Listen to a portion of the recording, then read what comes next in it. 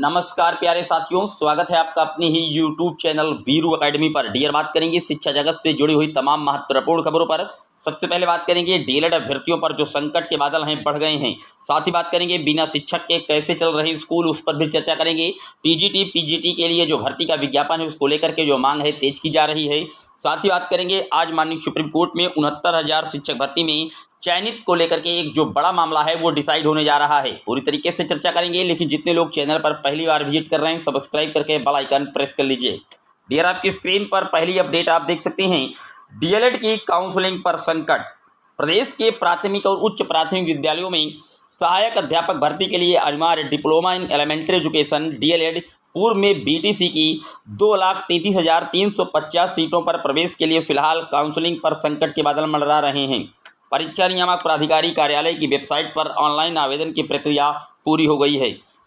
इस बार 3,14,377 अभ्यर्थियों ने पंजीकरण कराया है, जिनमें से 2,79,245 ने फीस जमा की और 2,78,783 अभ्यर्थियों ने आवेदन की सारी औपचारिकताएं पूरी की हैं। शासनादेश के अनुसार आवेदकों के मेरिट के आधार पर स्टेट रैंक 16 अक्टूबर को जारी होनी चाहिए और 17 से 30 अक्टूबर तक प्रथम चरण की काउंसलिंग प्रस्तावित है। हालांकि हाईकोर्ट ने 23 सितंबर को 12वीं पास अभ्यर्थियों को भी प्रवेश में मौका दिए जाने के आदेश दिए हैं। अब तक बेसिक शिक्षा विभाग की ओर से इस आदेश के खिलाफ डबल बेंच में अपील नहीं हुई। ऐसे में स्टेट रैंक जारी करना या काउंसलिंग कराना हाईकोर्ट के आदेश की अवमानना होगी। ऐसे में फिलहाल बुधवार को रैंक जारी होने के आसार नहीं दिख रहे हैं, क्योंकि आप जानते हैं कि सिंगल बेंच ने साफ तौर पर कहा कि एनसीटी का जो रूल है प्राथमिक लेवल की शिक्षक भर्ती के लिए, उसके लिए जो मिनिमम एलिजिबिलिटी है डीएलएड की है, और डीएलएड जो है इंटर पास होना चाहिए। कई राज्यों में डीएलएड इंटर पास होता है, लेकिन उत्तर प्रदेश में 1998 से जब से डीएलएड चल रहा है, यहाँ पर स्नातक के बाद ही मेरिट के बेस पर यहाँ पर डीएलएड करवाया जा रहा है। हालांकि पीएनपी कार्यालय के जो सचिव हैं श्री अनिल भूषण चतुर्वेदी जी ने स्पष्ट तौर पर कहा था कि स्नातक करने वाले अभ्यर्थी ही फॉर्म को फिलअप करेंगे, इंटर वाले नहीं करेंगे।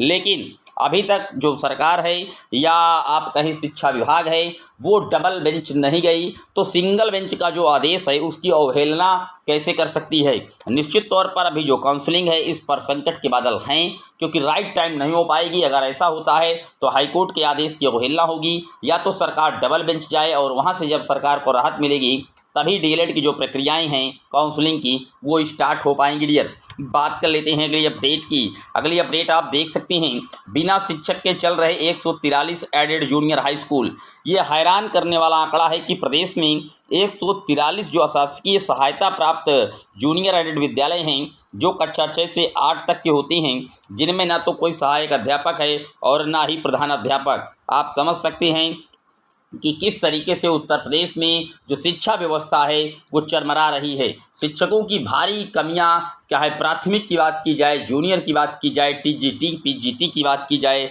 हर स्तर पर पद रिक्त हैं, लेकिन सरकार पूरी तरीके से कहीं ना कहीं नाकाम दिख रही इस दिशा पर अपना जो काम है करने में। नए शिक्षा सेवा चयन आयोग का पहले लगातार 2 साल बहाना चला।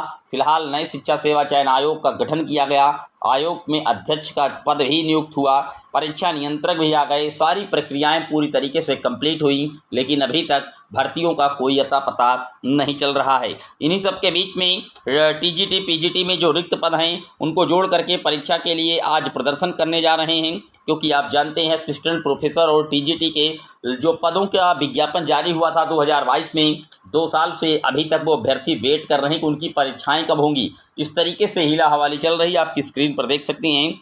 यहाँ पर अब अभ्यर्थी ये चाहते हैं कि जो 4163 पदों पर टीजीटी पीजीटी का एग्जाम होना है उनमें 25,000 पद और जोड़े जाएं, क्योंकि खुद जो अध्याचन के माध्यम से ये डाटा पहुंचा है कि 25,000 पद टीजीटी पीजीटी के उत्तर प्रदेश में रिक्त हैं। ये ई अध्याचन के माध्यम से पहुंचा था नए शिक्षा सेवा चयन आयोग को। तो अभ्यर्थी ये चाहते हैं कि इनके पद ऐड करके और परीक्षाएं करवाई जाएं। इसके लिए आज जो अभ्यर्थी हैं वो कहीं ना कहीं जो आज प्रदर्शन है वो धरना प्रदर्शन करेंगे और उसके बाद स्थिति पूरी तरीके से साफ हो पाएगी।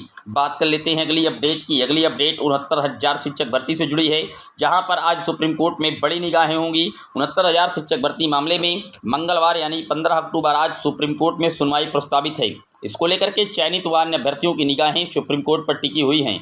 साथ ही दोनों पक्ष के लोग सुनवाई के लिए दिल्ली में डेरा डाले हुए हैं। इस मामले में अब तक एक बार 9 सितंबर को सुनवाई हुई है, जबकि 23 सितंबर को होने वाली सुनवाई अपरिहार्य कारणों से नहीं हो सकी।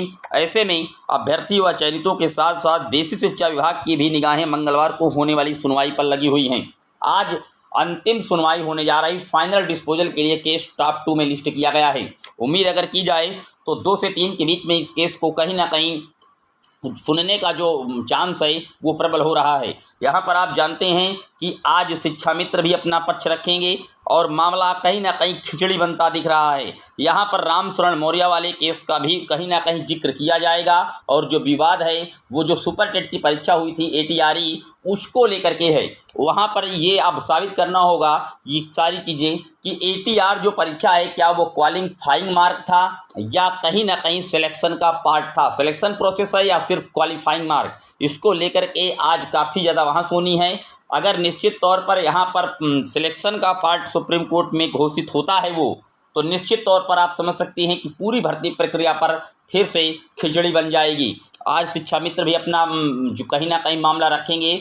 उन्होंने भी इस पूरे मैटर पर अब जो अपनी बात है रखने के लिए अपना जो हलफनामा है पेश कर दिया है और आज शिक्षा मित्र भी रहेंगे। और कहीं ना कहीं आप जानते हैं कि अब इसमें रामशरण मौर्य वाले केस को भी ऐड किया गया है और कई सारी जो दलीलें हैं वो रखी जाएंगी। तो फिलहाल आज की जो सुनवाई सुप्रीम कोर्ट में होगी 69,000 शिक्षक भर्ती को लेकर के, यहाँ पर आप जानते हैं कि 6800 की जो आरक्षण की गड़बड़ी थी उसको लेकर के पहले भी सिंगल बेंच हाईकोर्ट और डबल बेंच हाईकोर्ट ने साफ तौर पर कह रखा है कि चयन प्रक्रिया जो सूची है उसको रद्द करके नए सिरे से रिविजिट करके सूची को बनाया जाए। लेकिन यहाँ पर जो चयनित सामान्य के कैंडिडेट हैं, चयनित हैं, वो मामले को सुप्रीम कोर्ट में पहुँचाए हैं। उनका कहना है कि हाईकोर्ट का जो आदेश आया है उस पर स्टे दिया जाए। फिलहाल आज इसकी जो सुनवाई है वो चीफ जस्टिस जी के बेंच में होने जा रही है। मुख्य न्यायाधीश जी के बेंच पर मामला लगा है और फाइनल डिस्पोजल के लिए मामले को लगाया गया है। चैनल पर बने रहिएगा, जैसे ही इस पर अपडेट आएगी हम आपको तुरंत वीडियो के माध्यम से, डेडिकेटेड वीडियो के माध्यम से आपको सारी जानकारियाँ प्रोवाइड कराते रहेंगे।